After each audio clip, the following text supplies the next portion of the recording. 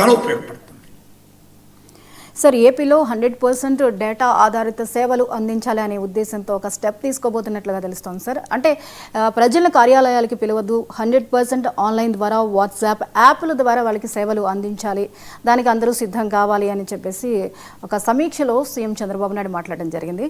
అంటే ఈ డేటా ఆధారిత సేవలు అందరికీ అందుబాటులోకి తీసుకురావడం వల్ల ఎటువంటి ఫలితాలు ఉంటాయంటారు? ఒకవేళ ఈ యాప్ని ఆన్లైన్ని యూజ్ చేయడం రాని వారి పరిస్థితి ఎలా ఉంటుంది? దీనికి ఆప్షన్ కూడా ఏమైనా ఉండొచ్చు? డేటా ఆధారిత పాలన సేవలు మాత్రమే కాదు, చరిత్ర మేర సేవలు మాత్రమే కాదు, డేటా ఆధారిత పాలన అంటే ప్రభుత్వ సేవలు ఆన్లైన్లో అందించేటప్పుడు ఇవాళ ఆన్లైన్ వాడడము డిజిటల్ డివైడ్ ఉన్నమాట నిజం. మీకు సమాచార సాంకేతిక పరిజ్ఞానం అందుబాటులోను, ఇన్ఫర్మేషన్ టెక్నాలజీ, ఇంటర్నెట్ల వినియోగము, ఈ డివైడ్ ఉంది, అంటే తారతమ్యాలు అసమానతలు ఉన్నాయి. బట్ అదే సమయంలో ఇవాళ దాదాపు వాట్సాప్ వాడని వారు లేరు. అలాంటి వాళ్ళు డిజిటల్ డివైడ్ను ఓవర్కమ్ చేస్తానికి వారికి రకరకాల లీగల్ ఎయిడ్ ఉండాలి, అది వేరే ఇష్యూ. డిజిటల్ డివైడ్ ఉంది కదా అని చెప్పి ఆన్లైన్ గవర్నమెంట్స్ను, ఈ గవర్నెన్స్ను మనం వ్యతిరేకించకూడదు. ముఖ్యంగా డేటా ఆధారిత పాలన అంటే ఏంటంటే ప్రభుత్వాలు నిర్ణయాలు తీసుకునేటప్పుడు ఖచ్చితమైన సమాచారం ఆధారంగా మీరు నిర్ణయాలు తీసుకోవాలి. ఇవాళ ప్రపంచము మారిపోతుంది, ప్రపంచం మోర్ ట్రాన్స్పరెంట్గా అవుతుంది. ఇప్పుడు చంద్రబాబు నాయుడు టెక్నాలజీ గవర్నెన్స్లో వాడడంలో పైనీరు ఒక రకంగా. ఎందుకంటే మనకు ఉమ్మడి రాష్ట్రంలో కూడా ఈ సేవా కేంద్రాలు పెట్టారు. సో తర్వాత దేశమంతటా అది విస్తరించాయి. ఇప్పుడు వాట్సాప్ గవర్నెన్స్ అంటున్నారు, సో రియల్ టైం గవర్నెన్స్ అని. అందువల్ల ఖచ్చితంగా టెక్నాలజీని గవర్నెన్స్లో వాడడం ద్వారా మెరుగైన పౌర సేవలు ప్రజలకు అందటానికి అవకాశం ఉంటుంది. అందులో ఇప్పుడు ఆర్టిఫిషియల్ ఇంటెలిజెన్స్ వచ్చాక నీకు డేటా ఆధారంగా ప్రజల అవసరాలను, ప్రజల నెసెసిటీస్ను కూడా గుర్తించవచ్చు. సో ఎక్కడ గ్యాప్స్ను ఐడెంటిఫై చేయొచ్చు. అందువల్ల ఎలక్ట్రానిక్ గవర్నెన్సే కాదు, ఇప్పుడు ఆర్టిఫిషియల్ ఇంటెలిజెన్స్ ఎనేబుల్డ్ గవర్నెన్స్ కూడా ఉండవచ్చు. సో అందువల్ల ఇప్పుడు ఉదాహరణకు ఒక ట్రాఫికే తీసుకుందాం.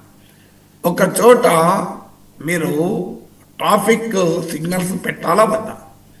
అవసరం ఉన్న చోట ట్రాఫిక్ సిగ్నల్ పెట్టకపోతే మీకు ప్రమాదాలు జరిగే అవకాశం ఉంటుంది. అవసరం లేని చోట ట్రాఫిక్ సిగ్నల్ పెట్టారనుకోండి, ప్రజలకు ఇన్కన్వీనియన్స్ అవుతుంది. అందువల్ల ట్రాఫిక్ సిగ్నల్ అనేది ఒక గవర్నెన్స్ డిసిషన్ అయితే సాధారణంగా ఏమవుతుంది అంటే ఏదన్నా ఇన్ఫ్లుయెన్స్తోనో లేదా అధికారుల స్వీయ మానసిక దృక్పథం అంటారు, వాళ్ళు నమ్మింది ఇంకో ఇక్కడ అవసరము ట్రాఫిక్ సిగ్నల్ పెట్టేస్తారు. అలా కాదు, డేటా ఆధారిత పాలన ఏం చెప్తుంది అంటే మీకు ఇక్కడ ఎంత ట్రాఫిక్ ఉంటుంది, పీక్ అవర్స్లో ఎంత ఉంటుంది, ప్రమాదాలు ఎలా జరిగాయి, గతంలో ప్యాటర్న్ ఏంటి, ఆడ ట్రాఫిక్ సిగ్నల్ పెట్టడం ద్వారా రద్దీ పెరుగుతుందా లేదా రద్దీ తగ్గుతుందా, ఈ డేటా ఆధారంగా ఒక నిర్ణయం తీసుకుంటాం. సో అప్పుడు ఏమవుతుంది అంటే వేస్టేజ్ ఉండదు. మీకు ఉదాహరణకు ఒక గ్రామంలో హౌసింగ్ ఒక 10 ఇళ్ళు కావాలి అని ఒక గ్రామ సర్పంచ్ చేస్తాడు. మరి అక్కడ 10 ఇళ్ళు ఇవ్వాలా అంటే ఆడ హోమ్లెస్ పాపులేషన్ ఉన్నారా లేదా, ఇది తెలుసుకోగలగాలి. మీకు పి సాయినాథ్ అని, పాలంగమి సాయినాథ్ అని, ఆయన పేదరికం పైన చాలా ప్రచోదనాత్మక వార్తా కథనాలు రాసి ప్రపంచ ప్రఖ్యాతి పొందాడు. Everybody loves the good drought అనే పుస్తకం రాశాడు. నెక్సస్ అవార్డు విన్నారు. సో ఆయన తన పుస్తకంలో ఒక ఆసక్తికరమైన ఉదాహరణ చెప్తారు. మధ్యప్రదేశ్లో ఒక ప్రిమిటివ్ ట్రైబ్స్, అంటే ఈవెన్ నార్మల్ ఆదివాసీ కూడా కాదు, అందువల్ల ఇంకా బ్యాక్వర్డ్ ట్రైబల్ కమ్యూనిటీ కొరకు రోడ్ వేస్తారు. ఆ రోడ్డుకు 11 లక్షలు ఖర్చు పెడతారు. ఆ రోడ్డు ఒక గ్రామానికి వేస్తారు. పహాడీ కురువా అనే కమ్యూనిటీ ఉండేటువంటి గ్రామం అది. సో ఈయన ఏం చేస్తాడు, ఆ గ్రామానికి వెళ్ళి ఆ ఊర్లో పహాడీ కురువాలు ఉన్నారా అని స్టడీ చేస్తాడు. ఇంట్రెస్టింగ్ ఎందులో ఒక్కరే ఉంటున్నారు అని అర్థం ఏంటి, నువ్వు పహాడీ కురువా డెవలప్మెంట్ అథారిటీ అనే సంస్థ పహాడీ కురువల అభివృద్ధి కొరకు ఓ గ్రామానికి రోడేశారు. కానీ డేటా చూడలే అసలు ఆ గ్రామంలో పహాడీ కురువలు ఉన్నారా లేదా అని. ఈయన వెళ్ళి చూస్తే ఒక్కడే ఒక్కడు ఉన్నాడు. అతను ఇంటర్వ్యూ చేశారు. నీకు తెలుసా నీ కోసం 11 లక్షలతో రోడ్ వేశారు అని. నేనండి నాకు ఆ 11 లక్షలతో రోడ్ ఎందుకు, నాకు 2,000 రూపాయలు ఇప్పిస్తే నా బావిలో పూడిక తీయించుకుంటాను, నేను పంటలు నాకున్న అరెకరం పండించుకుంటాను అంటాడు. కానీ ఆ 2,000 రూపాయలకు మాత్రం అసలు బడ్జెట్ గ్రాంట్ లేదు, కావాలంటే ఈ రోడ్డు ఇంకా ఆధునీకరించడానికి ఇంకో 10 లక్షలు ఇవ్వాలి అని చెప్తారు. ఇప్పుడు చూడండి ప్రభుత్వ సొమ్ము ఎంత వృధా అవుతుందో. నువ్వు నిజంగానే హానెస్ట్గా పహాడీ కురవల అభివృద్ధి కొరకే చేస్తే ముందు ఆ గ్రామంలో పహాడీ కురవలు ఎంతమంది ఉన్నారు, నిజంగానే ఈ స్కీమ్ వల్ల డెవలప్ అవుతారా, ఆ స్కీమ్ వారికి అవసరం ఉందా, వారికి ఏది అవసరం, వారికి 2,000 రూపాయలు అవసరం ఉంటే 20 లక్షలు ఖర్చు పెట్టి రోడ్ వేస్తే అల్టిమేట్గా ఏంటి ప్రయోజనం?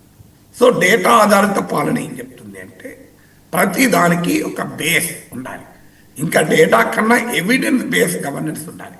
Data is not always evidence, data is not always knowledge. Data కొన్నిసార్లు మిస్లీడింగ్ అవుతుంది. ఇప్పుడు చంద్రబాబు నాయుడు పేరు విమర్శ కూడా ఉంది, ఈయన అడ్డగోలుగా డేటా తెప్పించుకుంటారు, సమీక్షలు చేస్తారు. ఆమెది ఆంధ్రజ్యోతిలో కథనం వచ్చింది, కలెక్టర్లు ప్రజలను కలవడం కన్నా రిపోర్ట్లు రాయడం పైన ఎక్కువ ఆసక్తి చూపుతున్నారని, ఎక్కువ సమయం కూడా రిపోర్ట్లకే కేటాయిస్తున్నారని. దానివల్ల ప్రయోజనం లేదు, ఏదో రొటీన్గా డేటా డిష్ అవుట్ చేస్తున్నామని లేదు. డేటా కన్నా ఎక్కువ ఎవిడెన్స్ బేస్డ్ రీసెర్చ్ ఉండాలి. అభిజిత్ బెనర్జీ, ఆర్థర్ డిఫ్లర్ అని MIT economist, Nobel prize winning ఎకానమిస్టులు, వాళ్ళు RCT అప్రోచ్ టు గవర్నెన్స్ అని అన్నారు. అంటే పబ్లిక్ పాలసీ చేపట్టే ముందు క్లినికల్ ట్రయల్స్ లాగా జరపాలి అని. మరి క్లినికల్ ట్రయల్స్ లాగా జరపాలి, దాని అవసరాన్ని గుర్తించి ఒక పబ్లిక్ పాలసీ పెట్టాలి అని. సో అందువల్ల వారు ఉదాహరణకు ఒక టీకాల కార్యక్రమానికి వచ్చే తల్లులకు పప్పు దినుసులు సప్లై చేశారు, టెస్ట్ చేశారు. పప్పు దినుసులు ఇవ్వకముందు, పల్సర్ బ్యాగ్ ఇవ్వకముందు ఎంతమంది తల్లి పిల్లలు తీసుకొచ్చారు, ఇచ్చిన తర్వాత ఎంతమందిని తీసుకొచ్చారు క్యాల్కులేట్ చేశారు. అంటే పప్పు దినుసులు సప్లై చేయడం ద్వారా ఎక్కువ మంది తల్లులు తమ పిల్లల్ని టీకాలు వేయించారు. ఇది ఎవిడెన్స్ బేస్డ్ స్టడీ అని. అప్పుడు ఏం చేస్తారంటే మీరు టీకాలు కనుక వేయించుకుంటే ఇన్సెంటివ్ ఇస్తారు. సో ఈ ప్రతి ప్రభుత్వ నిర్ణయానికి వెనకాల ఒక పరిశోధన, ఒక ఎవిడెన్స్, ఒక డేటా ఉండడం అనేది సైంటిఫిక్ గవర్నెన్స్. అలా నిజంగానే జరిగితే చాలా సంతోషం. కానీ చాలా సందర్భాల్లో ఏం చేస్తారంటే డేటాను కుకప్ చేస్తారు. అంటే ఇప్పుడు మేము చూసేవాళ్ళ యూనివర్సిటీలో పిల్లల అటెండెన్స్ గురించి చర్చ జరిగితే ఎక్సెల్ డిపార్ట్మెంట్ అంతా ఆ ప్రిన్సిపాల్ దగ్గర మీటింగ్ అయ్యేటప్పుడు అటెండెన్స్ రిజిస్టర్లు అన్నీ తీసుకొని వెళ్ళేవాళ్ళు. అటెండెన్స్ వేసి పిల్లలు క్లాసులకు వచ్చేవాళ్ళు కాదు, అటెండెన్స్ లిస్టులో మాత్రం 90% ఉండేది. So data can also be manage, data can also be manipulated, data can also mislead you. అందువల్ల డేటా ఉంటేనే సరిపోదు, ఆ డేటాను అర్థం చేసుకోగలగాలి, ఆ డేటాను సరిగా ఇంటర్ప్రిట్ చేయగలగాలి, ఆ డేటాను కాంటెక్స్టలైజ్ చేయగలగాలి. Data should be use as an evidence for public policy. అందువల్ల డెఫినెట్గా that is an innovative approach Chandrababu చేసేది. సో డేటా బేస్డ్ రూల్ అనేది, కానీ అది మోర్ బ్యూరోక్రాటిక్గా ఉండకుండా మోర్ క్రియేటివ్ డిసిషన్ మేకింగ్కి ఉపయోగపడాలి. సార్, సింధు కొండల్లో రహస్య సొరంగాలను తవ్వుతోంది పాకిస్తాన్. అక్కడ అణు